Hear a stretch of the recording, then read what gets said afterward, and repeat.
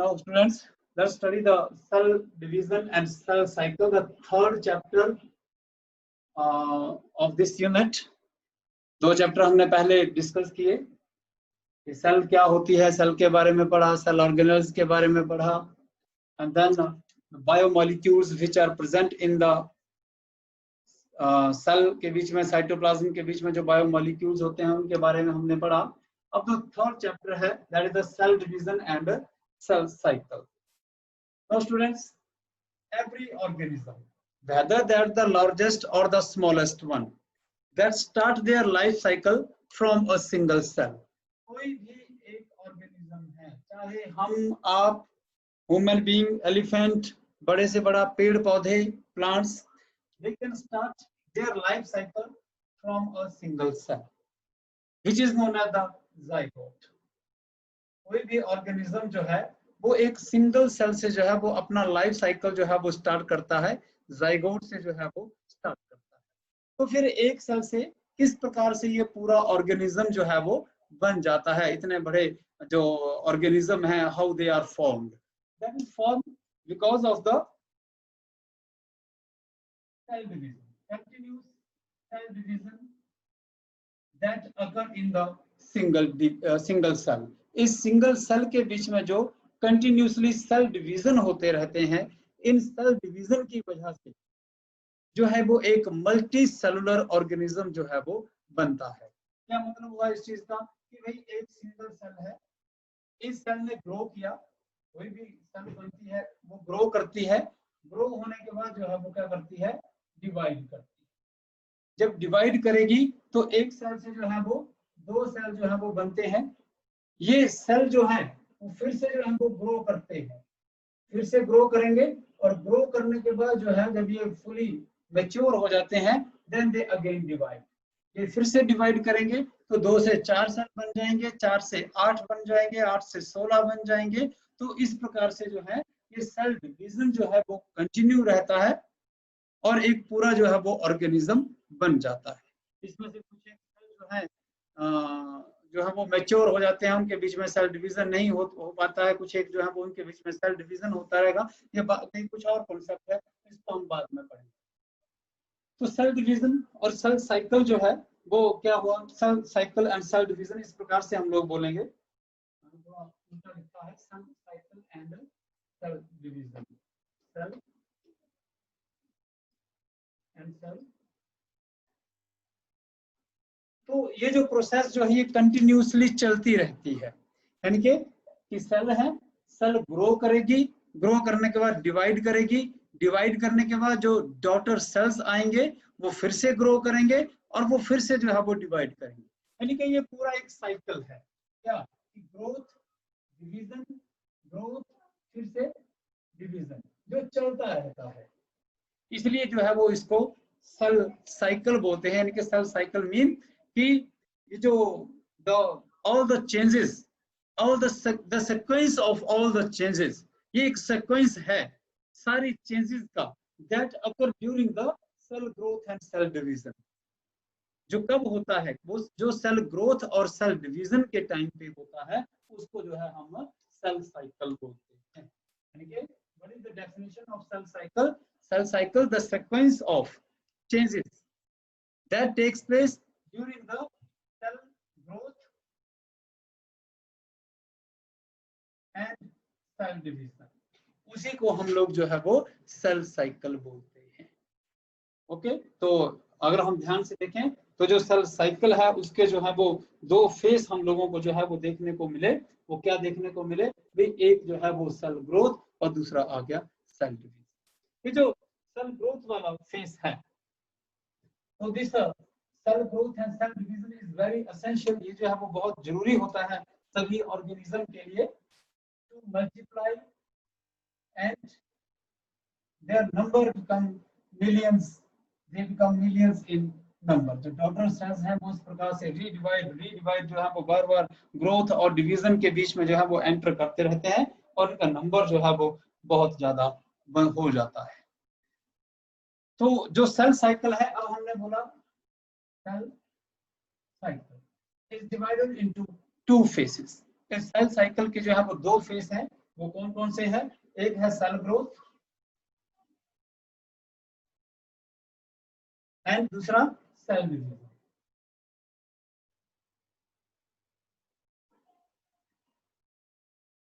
Cell cycle जो है और the sequence of changes that takes place during the cell growth and cell division.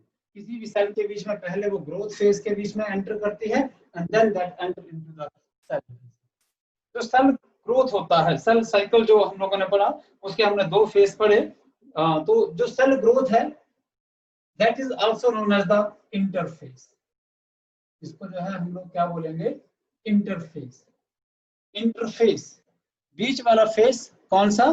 के in between the two divisions. ये देखिए cell cell है, cell ने ग्रो किया, फिर इसने जो था वो डिवाइड किया, एक से दो सेल बन गए, फिर से जो है ये क्या करेगी? All of these both of these undergo growth, ये फिर से ग्रो करेगी और फिर से जो है वो डिवाइड करती है। तो दो ग्रोथ दो सेल डिवीजन के बीच में जो ये एक सेल डिवीजन, ये दूसरा सेल डिवीजन, इसके बीच का जो फेस है that is known as the interphase. उसको हम लोग क्या बोलेंगे? इंटरफेस जो है वो उसको कहा जाएगा।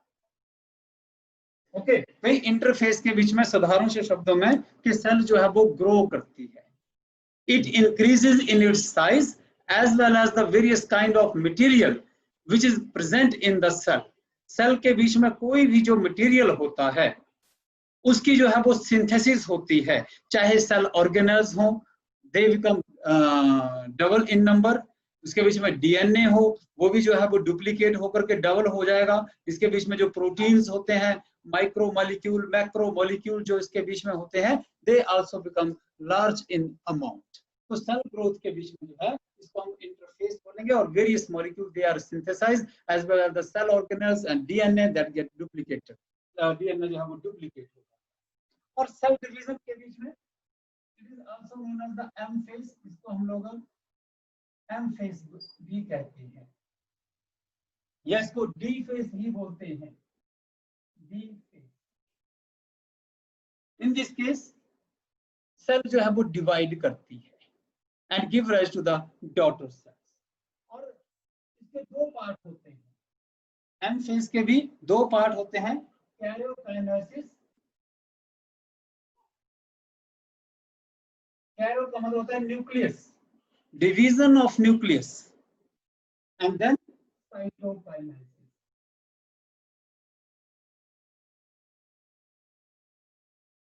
ओके, तो हम यहाँ पर इसको मैं आपको याद बताता हूँ कि ये मान लो एक सेल है। इस सेल ने पहले क्या किया? ग्रो किया। जो भी इसके बीच में, इसका जो है सेल के बीच में ये न्यूक्लियस है, अगर न्यूक्लियस के बीच में ये डीएनए है, हमने पढ़ा है इसके बारे में, ये डीएनए जो है वो क्या हो जाएगा? डबल हो जाएगा। इसके बीच में जो सेल ऑर्गेनेल्स हैं उनका जो नंबर है वो भी इंक्रीज हो जाएगा। जो भी इसको रिक्वायरमेंट होती है, माइक्रो मॉलिक्यूल, मैक्रो मॉलिक्यूल जो भी चाहिए होते हैं, it undergo, they are synthesized and cell undergo growth।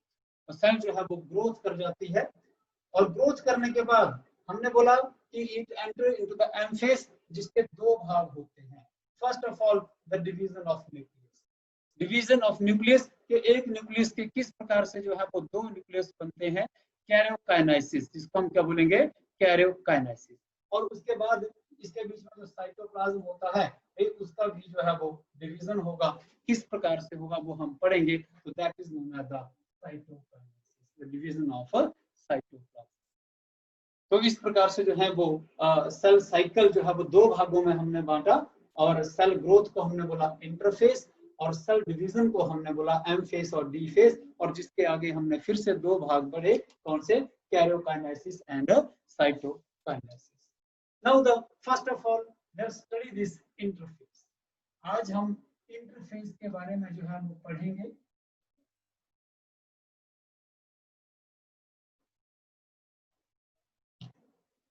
Interface मैंने आपको पहले बोल दिया, which start at the end of first, जो ग्रोथ फेज जो होता है, मतलब it start at the end of first division. First division जो होता है उसके बाद, और जो सेकंड डिवीजन होता है उसके पहले का जो फेस होता है, उसको जो है वो इंटरफेस बोलते हैं। This interface is known as the resting phase of the cell. हम इस इंटरफेस को क्या बोलते हैं? ओके, चलो मैं आपको इसको इस प्रकार से बताता हूँ। ये मान लो हम सेल साइकिल को जो है वो एक साइकिल के रूप में जो है वो यहाँ पर दर्शाते हैं। तो जो इंटरफेस होता है दैट अप्रोक्सीमेटली द 95%, जो टाइम जो जितना अगर साइकिल का हम लोग उसको टाइम पीरियड के बीच में बांधते हैं तो उस टाइम का जो 95% टाइम है वो इंटरफेस ही रहता है। It is the longest phase of the this cell cycle. Cell cycle का ये लॉन्गेस्ट फेज होता है। Now this interphase is known as the resting phase. हम इसको क्या बोलते हैं? भाई रेस्टिंग फेज है। But actually this is not the resting phase of the cell. This term is misleading term. ये जो है ये आपको मतलब उलझाने वाली जो है ये टर्म यूज की गई है कि सेल जो है भी रेस्टिंग फेज के बीच में है, सेल जो है वो आराम करती है। But actually the cell is not in its resting position at that time. It is the phase of most activity that takes place in the cell. ये वो वाला फेस होता है जिस फेस के बीच में सेल जो है वो बहुत ही ज्यादा एक्टिव होती है।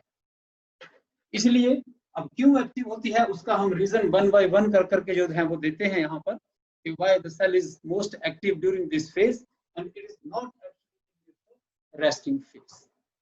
अब इसका थोड़ा सा आंसर मैं आपको दे देता हूँ यहाँ पर कि ये हम इसको रेस्टिंग फेज इसलिए नहीं बोलेंगे कि ये जो है वो सेल बहुत एक्टिव है because all the synthetic activities. ठीक है, सिंथेटिक एक्टिविटीज क्या है? Protein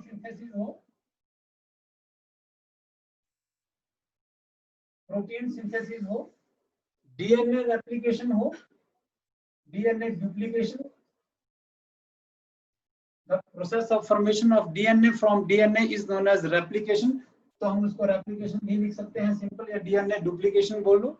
the synthesis of various kind of micro and macro molecule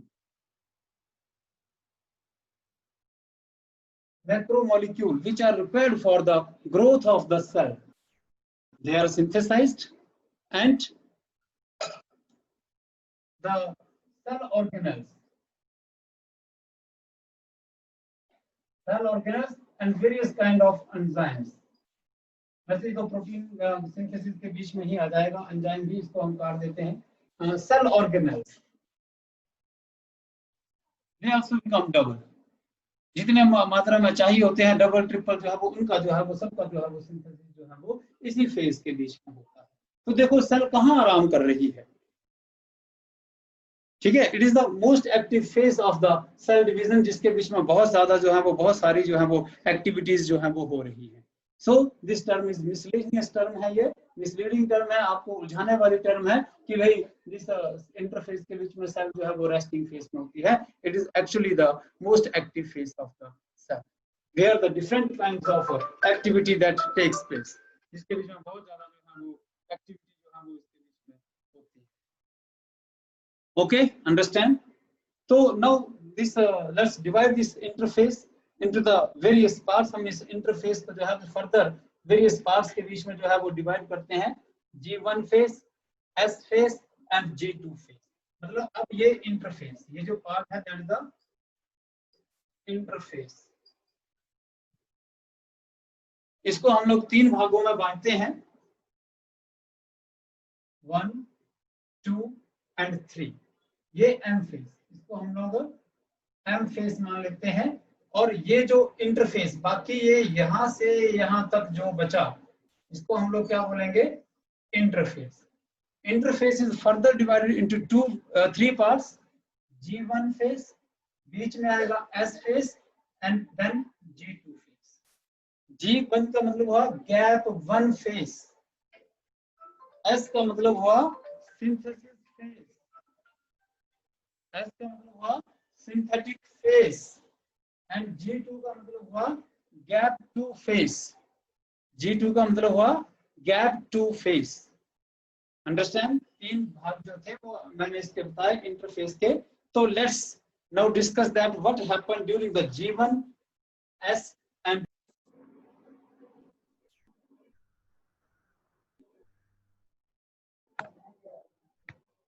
hello students.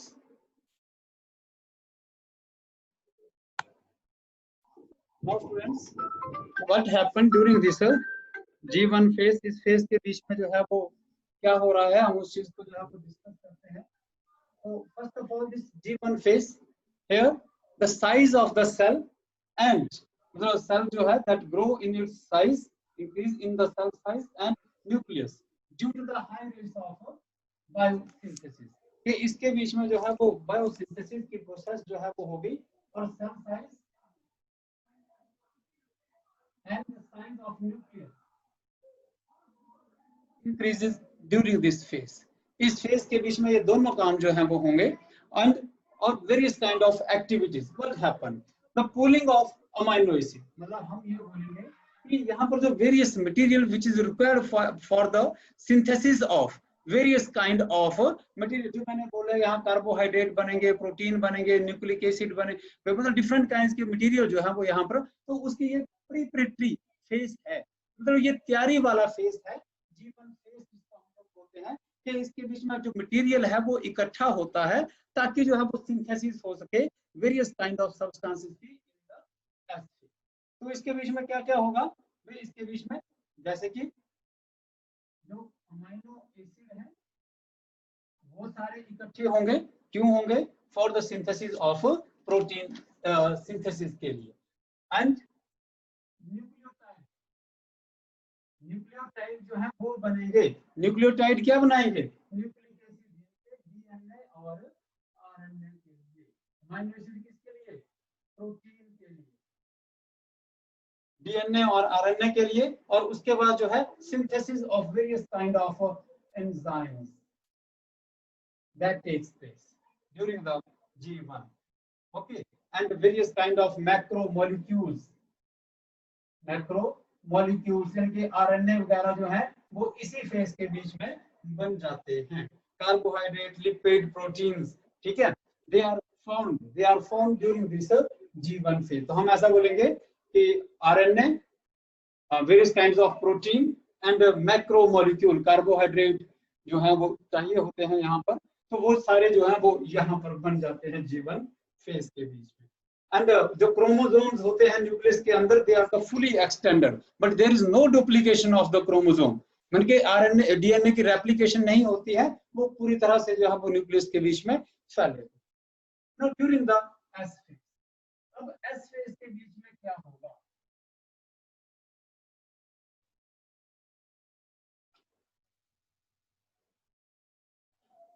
S phase का जो नाम है वो सिंथेटिक फेज, यानी it is characterized by the सबसे पहले तो प्रोसेस ऑफ रेप्लिकेशन मतलब the process of formation of DNA from DNA. ये डीएनए की जो डुप्लीकेट कॉपी है, now DNA that become double. इस फेज के बीच में सबसे इंपॉर्टेंट काम जो है वो क्या होता है कि जो अमाउंट ऑफ डीएनए जो है वो डबल हो जाता है इस फेज के बीच में, ठीक है। मान लो पहले ये सिंगल डीएनए था, तो इस फेज के बाद जो है वो क्या हो जाएगा, डीएनए जो है वो कुछ इस प्रकार से देखने को मिलेगा। एक सिंगल पॉइंट के बीच में मैग्नेटोपोर जिसको हम लोग बोलते हैं, सेंट्रोमियर जिसको हम लोग बोलते हैं, वहां पर जो है ये दोनों जो क्रोमेटिड्स हैं ये एक दूसरे के साथ जो हम लोग जुड़ी रहती हैं इस फेज के बीच में। मतलब अब पहले सिंगल था, अब ये डबल हो गया। And then synthesis of histones, synthesis of histones, basic proteins which are present only in the eukaryotic cell।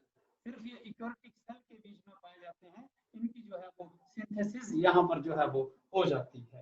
And then G2 phase, अब आती है बारी G2 फेज की।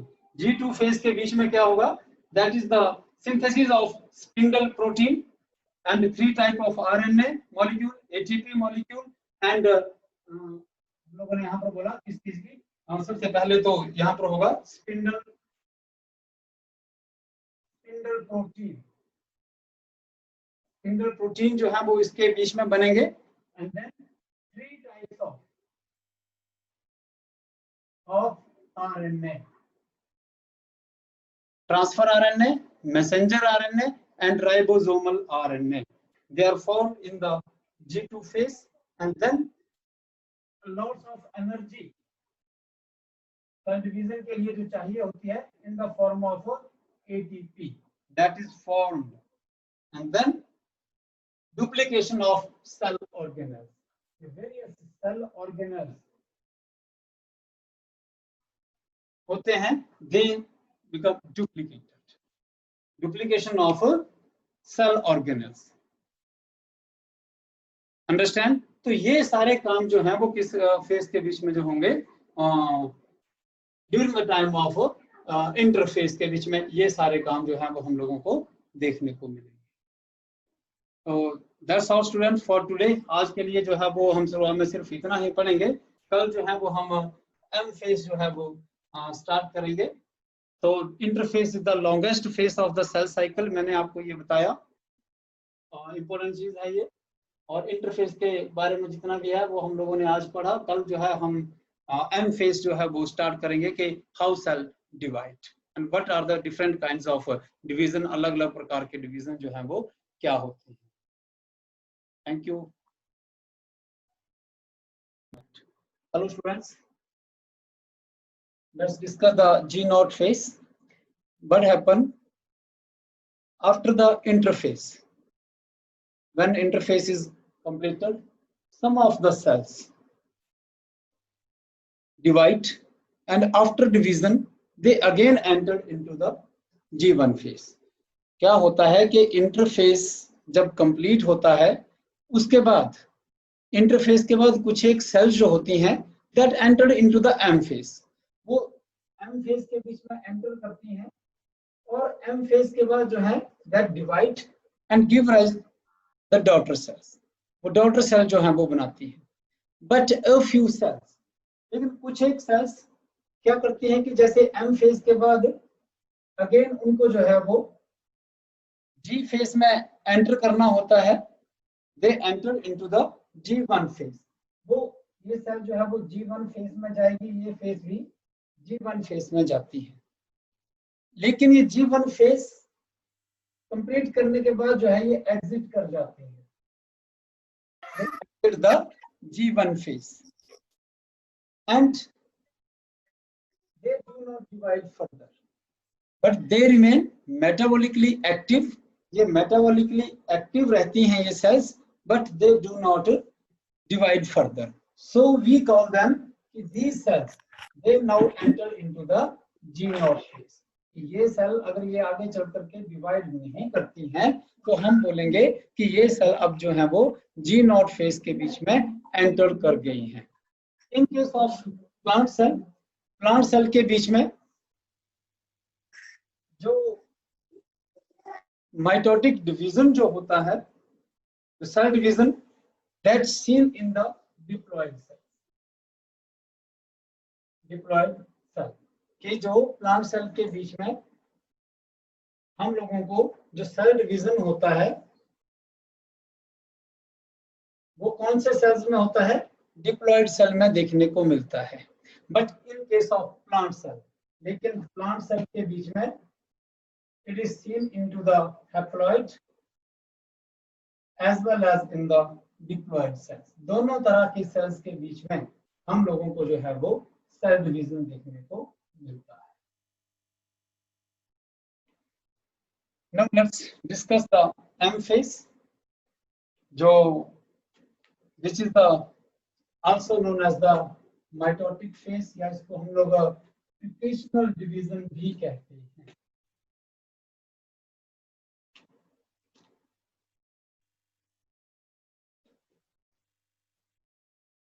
After the interface is completed, जब इंटरफेस जो है वो कंप्लीट हो जाता है, जो सेल है that enter into the M phase, उसको एम फेज में एंटर करना ही होता है. आफ्टर द इंटरफेस वो सेल डिवाइड करेगी ही करेगी. तो दिस एम फेज जो है, जैसे कि हम लोगों ने बोला कि कौन सी cell, in case of the animal cell it occur in the diploid cell. तो हम एनिमल सेल्स के बीच में जो है वो दो तरह के सेल्स होते हैं एनिमल के बीच में, सोमैटिक एंड जर्म सेल। तो ये सोमैटिक सेल्स के बीच में होता है mitotic division, but it also occur in the germ cells only in the multiplicative phase of the germ cell. लेकिन ऐसा नहीं, जर्म सेल्स के बीच में वैसे हम आगे एक और डिवीजन पढ़ेंगे, मियोसिस डिवीजन, वो होता है। लेकिन एक जर्म सेल्स की जो एक स्टेज आती है जिसको हम बोलते हैं मल्टीप्लिकेटिव फेज, कि ये जो जर्म सेल्स होते हैं they increase in their number, कि जब वो अपने नंबर में इंक्रीज होते हैं तो उस वक्त उनके बीच में भी माइटोटिक डिवीजन ही है। तो हम बोलेंगे कि जर्म सेल्स का एक फेज होता है मल्टीप्लिकेटिव फेज, उस फेज के बीच में जो डिवीजन होता है that is the equational division या माइटोटिक डिवीजन ही होता है। In case of plant cell, plant cell के बीच में it occur in haploid as well as in diploid cell. जैसे कि हमने पहले भी पढ़ा कि सेल डिवीजन जो है वो हैप्लॉइड और डिप्लॉइड दोनों प्रकार के सेल्स के बीच में होता है। Okay, but in case of animal cell, it occur only in the diploid cells, सिर्फ diploid cells के बीच में। अब जो M phase है या जिसको हम माइटोटिक डिवीजन बोलते हैं और माइटोटिक फेज भी बोलते हैं, that is known as the equational division। उसको हम लोग क्या बोलेंगे? इक्वेशनल डिवीजन बोलेंगे, इनके बराबर। Okay, that remain equal। Equational division इसलिए कहा जाता है the M phase के बाद जो cell which is responsible for the production of daughter cells, जो क्या बनाएगी, जो डॉटर सेल बनाएगी माइटोटिक डिवीजन के बाद, उनके बीच में जो क्रोमोसोम नंबर होता है, chromosome number that remains same in the daughter cells। Mitotic division is also known as equational division because the chromosome number, जैसे ह्यूमन बीइंग का जो है वो 46 होता है डिप्लॉयड 2n नंबर, तो इसके बीच में जो डॉटर सेल्स होते हैं उनके बीच में भी 46 क्रोमोसोम ही आपको मिलेंगे। The chromosome number in the daughter cell that remains same, so it is known as the equational division। इसलिए इसको जो है वो equational division जो है वो कहते हैं।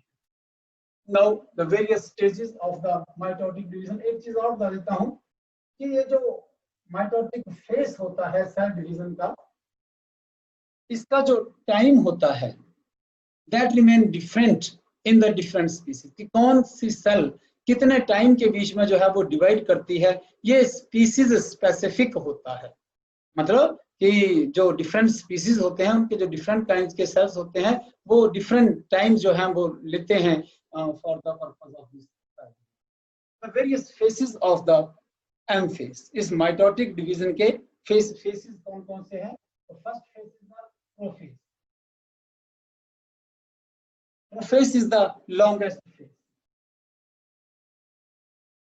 Longest phase of the cell division.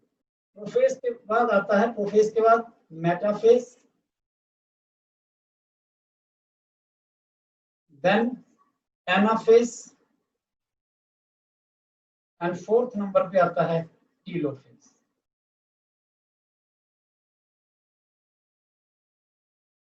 These are the four parts of the M phase. Prophase is known as the longest phase of the cell division.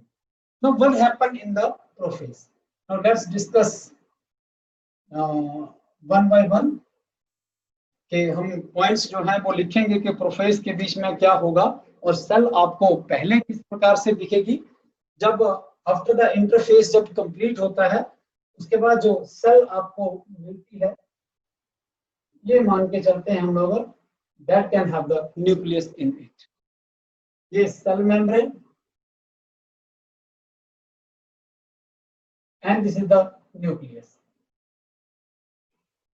और न्यूक्लियस के बीच में जो सेंट्रियोल है, in case of animal cell this centriole is present outside the nucleus।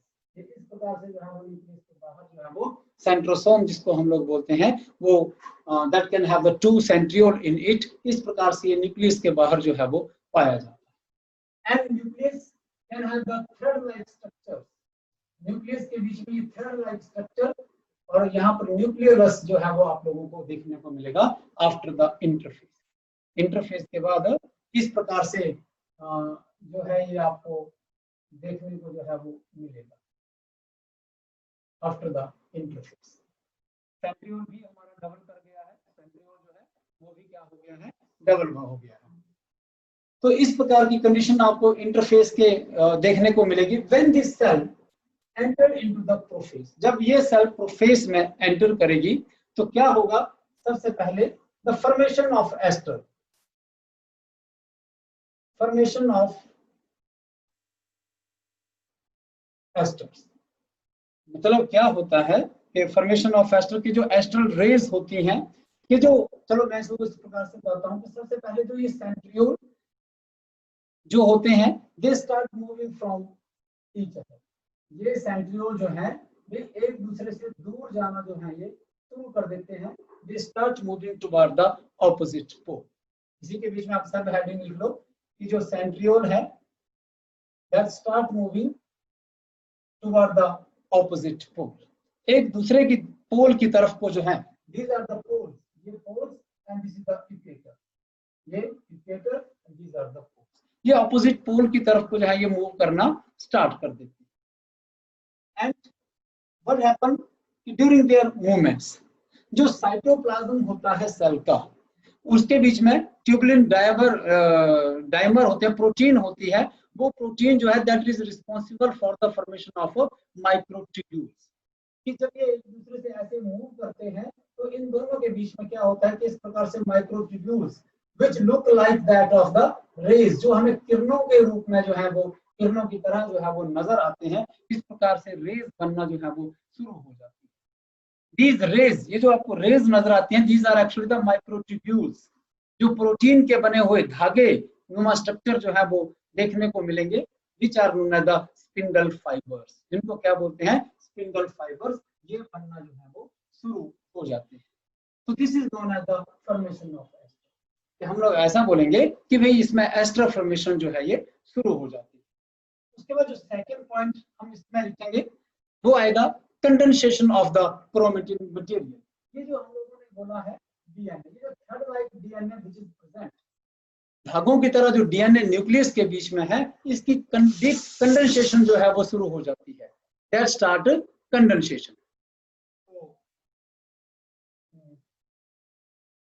Condensation of chromatin material.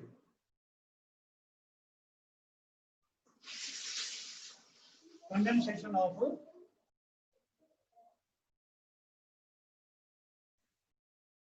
Chromatin material कि इसकी जो है वो क्रोमेटिन मटेरियल की कंडेंसेशन जो है वो शुरू हो जाती है।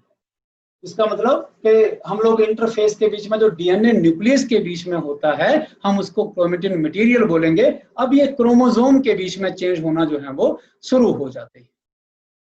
एंड थर्ड नंबर पे जो न्यूक्लियर मेम्ब्रेन है दैट स्टार्ट डिसअपीयरिंग, कि जो न्यूक्लियर मेम्ब्रेन है ये that start disappearing. Nuclear membrane जो है that start disappearing.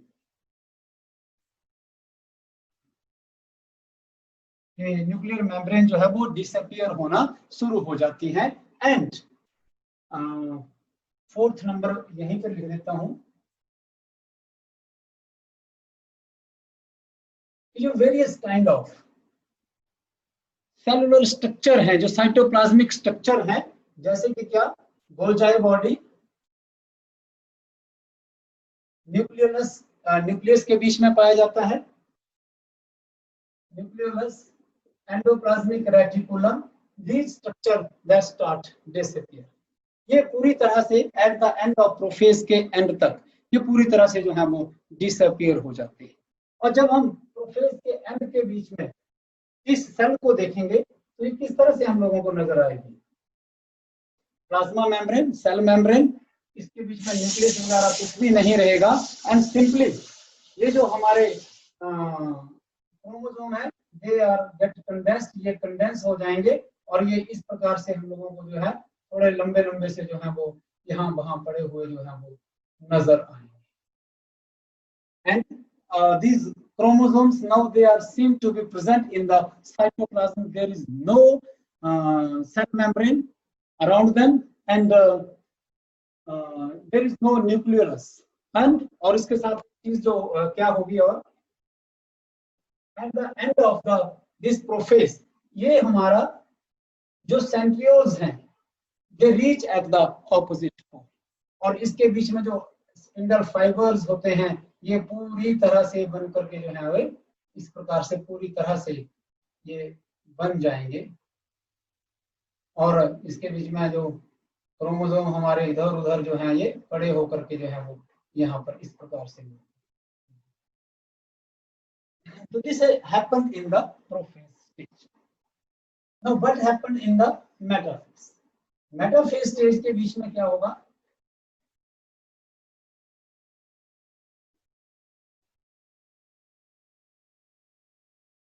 Now the chromosomes that condense more and more, condensation of the chromosome is continue. हम पहला पॉइंट ये लिख सकते हैं इसमें मेटाफेज स्टेज के बीच में जो कंडेंसेशन होती है, condensation of chromosome is continue, वो कंटिन्यू रहती है and now they become the chromosome. अब वो क्या बन जाएंगे? क्रोमोसोम। तो स्ट्रक्चर हम लोगों ने क्रोमोसोम का पढ़ा था। During the metaphase the chromosome the two chromatids they are clearly visible. Metaphase stage में जो दो क्रोमेटिड्स होती हैं वो क्लियरली विजिबल होती हैं and they remain attached at a point which is known as the centromere. तो हम लोग क्या बोलेंगे? सेंट्रोमियर। वहां पर ये एक दूसरे के साथ जुड़ी रहती है। ईच क्रोमेटिड, अगर हम इस एक क्रोमेटिड को देखते हैं तो इस प्रकार से each chromatid can have a disc like structure in the centre which is known as kinetochore. तो हम ऐसा बोल सकते हैं कि एक सेंट्रोमियर जो है उसके बीच में जब ये दो डिस्क जो स्ट्रक्चर जो है वो एक दूसरे के साथ ये जुड़े होंगे फिर दो काइनेटोकोर का जो है ये बना होता है, क्योंकि हर एक क्रोमेटिड्स की अपनी एक डिस्क लाइक स्ट्रक्चर काइनेटोकोर जो है वो इसका होता है। तो इस प्रकार से जो है ये क्रोमोसोम हम लोगों को मेटाफेज स्टेज के बीच में देखने को मिलते हैं। And these kinetochore they remain attached with the spindle fibre. जो हमने अब हम सेल जो है वो मेटाफेज स्टेज में किस प्रकार से नजर आएगी इसको जो है वो यहाँ पर बनाते हैं। इस प्रकार से जो सेंट्रियोल्स हैं हमारे they reach at the opposite pole में पहुंच गए हैं एंड जैसे कि हमने बोला कि जो क्रोमेटिड्स हैं वो सेंट्रोमियर से जो हैं एक दूसरे के साथ यहाँ पर जुड़े हुए हैं। तो इस प्रकार से मेटाफेज स्टेज में जो स्पिंडल फाइबर्स होते हैं, ये भी वैसे दो तरह से आपको स्पिंडल फाइबर देखने को मिलेंगे। एक जो है वो हम लोग उसको बोलते हैं क्रोमोसोमल स्पिंडल फाइबर की जो क्रोमोसोम के साथ अटैच रहते हैं, और दूसरे जो होते हैं वो एक पोल से लेकर के दूसरे पोल तक इस प्रकार से फैले होते हैं, वो किसी क्रोमोसोम के साथ नहीं जुड़े होते लाइक दिस। तो मेटाफेज स्टेज के बीच में जो स्पिंडल फाइबर्स होते हैं वो काइनेटोकोर के साथ इस प्रकार से कुछ एक जो है वो इसके साथ जो है वो ऐसे जुड़े रहते हैं। Okay, in the centre of the chromosome, जो क्रोमोसोम है उसके बीच में जो सेंट्रोमियर है, सेंट्रोमियर दो काइनेटोकोर की बनी हुई है। तो एक इस तरफ से जुड़ा रहेगा, एक इस तरफ से, ये वाला इस तरफ से, ये वाला इस तरफ से जुड़ा रहेगा। And all of the chromosome they lie in the centre, वो बिल्कुल सेंटर के बीच में जो है वो प्रेजेंट होते हैं, उनके सेंट्रोमियर्स होते हैं। And this is known as the metaphase stage. They lie at the equator, एक लाइन के बीच में, इक्वेटर के बीच में, क्योंकि हमने इसको पोल बोला है ना, हमने इसको पोल्स बोला है। तो दिस इज द, ये क्या हुआ, ये हमारा इक्वेटर हुआ। तो ये इक्वेटर सारे क्रोमोसोम जो है with their centromere they lie at the equator and that is known as the formation of metaphase. इसको हम लोग क्या बोलेंगे? Metaphase plate. मेटाफेज प्लेट जो है ये बनाते हैं। And their chromatids they lie towards the poles. Chromatids जो है वो पोल्स की तरफ को प्रेजेंट होती हैं, और जो सेंट्रोमियर्स होता है that lie at the equator, वो इक्वेटर के ऊपर जो है वो प्रेजेंट होता है। तो this is the metaphase stage. ये आपको जो है वो मेटाफेज स्टेज में जो है वो ये कंडीशन आपको देखने को मिलती है। Then the next stage is the anaphase stage. Anaphase is the shortest phase of the cell division. सबसे छोटा जो फेज होता है वो एनाफेज होता है।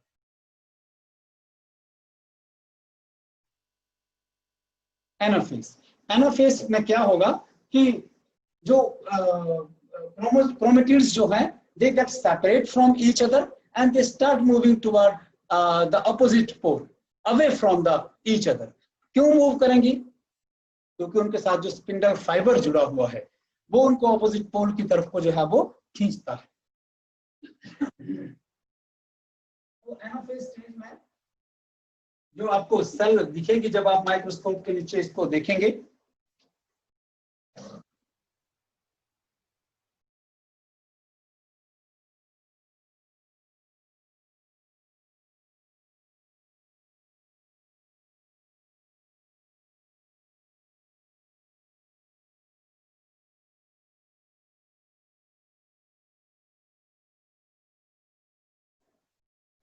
इस प्रकार से सेल और क्रोमोसोम जो है वो आप लोगों को देखने को मिलेंगे एट द एनाफेज स्टेज। क्यों होता है? मैंने बोला कि during the anaphase stage the chromosome जो है या क्रोमेटिड, क्रोमोसोम जो है वो दो क्रोमेटिड के बने हुए हैं। They split and start moving toward the opposite pole, और ये इधर को और इधर को जो है ये मूव करना जो है वो स्टार्ट कर देते हैं। एंड दे मूव, जब वो मूव करते हैं they move in V J and I. इस शेप के बीच में जो है इनकी मूवमेंट देखने को मिलती है। क्यों मूवमेंट देखने को मिलती है? अगर ये सेंट्रोमियर जो है which is present in the centre of the chromosome, तो ये वी की शेप में मूव करेंगे। अगर ये सब मेटासेंट्रिक है, हमने पढ़ा हुआ है the types of chromosome depending upon the position of centromere. ठीक है, अगर भाई कोई चीज बिल्कुल सेंटर में है, एक रस्सी आप बांध लो बिल्कुल सेंटर से, जब आप इसको इस प्रकार से खींचेंगे तो ये वी बनाएगी खींचते हुए। अगर ये सब मेटासेंट्रिक है, मतलब क्रोमेटिड्स जो हैं वो थोड़े इस प्रकार से है, लाइक दिस, तो जब ये टूटेगी तो ये इधर को जे बना देगी और ये वाली जो है वो इधर को जे बना देगी, इस प्रकार से सब मेटासेंट्रिक। ठीक है, and if the centromere is present at the apex of the chromosome, तो जब ये टूटेगी तो जब ये एक इधर को एक जाएगा तो ये इस प्रकार से, क्योंकि इसका सेंट्रोमियर जो है बिल्कुल एपिकल पोजीशन पे है, तो ये आई इधर को बनाएगा और ये वाला आई जो है वो इधर को बनाएगा।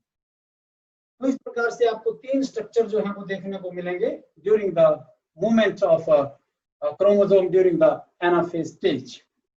So this is the anaphase stage, and in the last stage is the telophase stage. And the telophase stage में जो स्ट्रक्चर आप लोगों को देखने को मिलेगा, जो टीलोफेज स्टेज के बीच में क्या क्या जो है वो काम होंगे। तो सबसे पहले तो जो हमारे क्रोमेटिड्स हैं, जो क्रोमोसोम हैं, they reach at the opposite pole, वो पोल्स के ऊपर पहुंच जाएंगे। ठीक है, एंड देयर डीकंडेंसेशन स्टार्ट, क्या शुरू हो जाएगी? उनकी डीकंडेंसेशन शुरू हो जाएगी। Formation of nuclear membrane, reappearance of nuclear membrane, nucleolus reappear, nucleolus reappear, and Golgi body and endoplasmic reticulum also reappear during this telophase stage, and there is the formation of two nucleus। telophase के बीच में ये सारा काम होगा। अब तो किस प्रकार की जो सेल है वो आपको देखने को मिलेगी उस टाइम, इस प्रकार से एक न्यूक्लियस, दो न्यूक्लियस इसके बीच में बन जाएंगे, एंड डीकंडेंसेशन ऑफ क्रोमोसोम जो है वो आपको देखने को मिलेगी, that change into the chromatin material, and other type of endoplasmic reticulum Golgi body जो है that appear in the cytoplasm, और न्यूक्लियस के बीच में न्यूक्लियोलस दोबारा से जो है वो रीअपियर होगा. So these are the various steps या processes that occur during the time of telophase. So in this phase, in this way, in the M phase, which is divided into two parts, मैं पहले बताया था आपको दो भागों में, karyokinesis यानी डिवीजन ऑफ न्यूक्लियस. तो टीलोफेज के बाद जो डिवीजन ऑफ न्यूक्लियस है that is completed. Division of nucleus is completed. और M phase का दूसरा भाग है साइटोकाइनेसिस. नाउ अब कौन सा पार्ट जो है वो इसका होने रह गया, साइटोकाइनेसिस हो गया. Karyokinasis is completed, which is completed into the four phases: prophase, metaphase, anaphase, and telophase. And the last, the second part of this M phase, which is the cytokinesis, it is completed in a different way in animal as well as in the plant cell. Let's complete it first in the animal cell. In case of animal cell,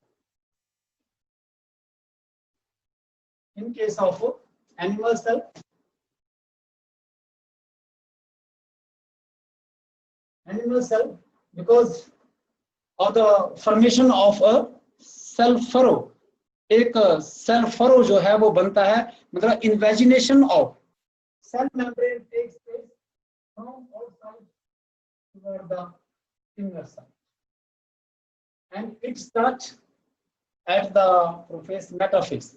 ये जो metaphase stage होती है, यहाँ से जो है वो cytokinesis साथ साथ में शुरू हो जाता है. ठीक है, क्या होता है कि पहले जो माइटोकॉन्ड्रिया या प्लास्टिक वगैरह जो स्ट्रक्चर्स होते हैं, cell structure, they become duplicated. जब वो इंटरफेस में डुप्लीकेट हो गए हैं, डबल हो गए हैं, तो वो अपने आप को इक्वली डिवाइडेड कर लेते हैं on the both the sides of the equator. ये हमारा इक्वेटर है, इक्वेटर के दोनों साइड्स की जो सेल ऑर्गेनल्स वो अपने आप को दोनों तरफ जो है वो इक्वली डिवाइड कर लेते हैं. And then invagination, which is known as the cell furrow, that grow toward the inner side of the animal cell. ये बिल्कुल अंदर की तरफ को कंटिन्यूअसली ग्रो करता है, and in the last it meet in the centre of the cell. और ये बिल्कुल जो है वो सेल के सेंटर के बीच में जो है वो कंबाइन कर जाता है इस प्रकार.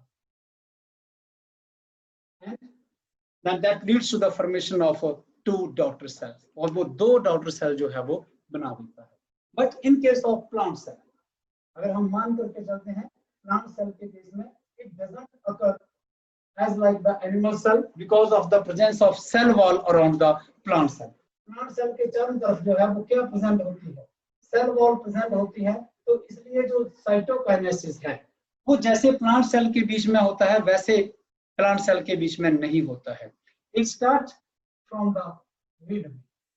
ये जो है बीच में से, it starts from the equator, from the center of the equator toward the outside by the formation of cell plate. यहाँ पर जहाँ जो स्ट्रक्चर्स बनते हैं उसको हम लोग क्या बोलेंगे, cell plate.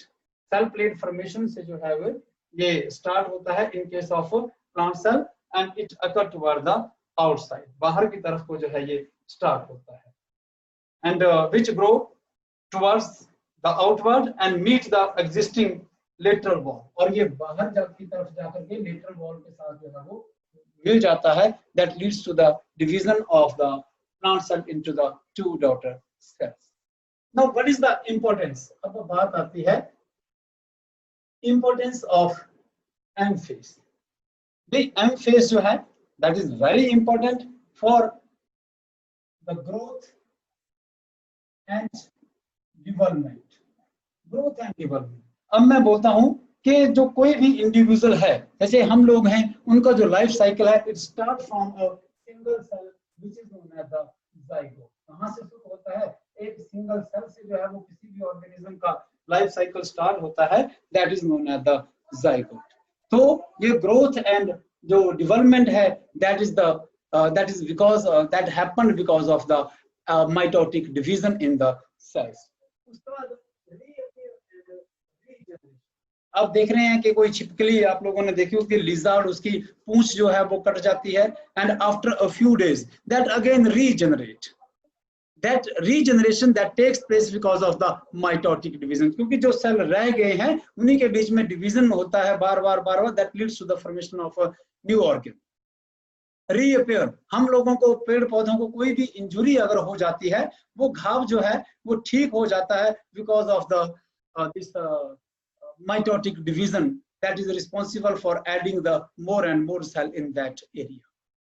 Even the cell nucleocytoplasmic ratio that is also controlled by the mitotic cell division. वो भी जो है वो किसके कारण mitotic cell division जो है वो उसके लिए रिस्पॉन्सिबल होता है. एंड फोर्थ नंबर के ऊपर जो हम लोग बोलेंगे it keep the chromosome number steady, it keep the chromosome number constant. ये क्रोमोसोम नंबर को जो है ये कांस्टेंट रखता है. तो these are the various significance of the mitosis. Now let's discuss meiosis. मैं थोड़ा सा आज डिस्कस करूंगा आप लोगों के साथ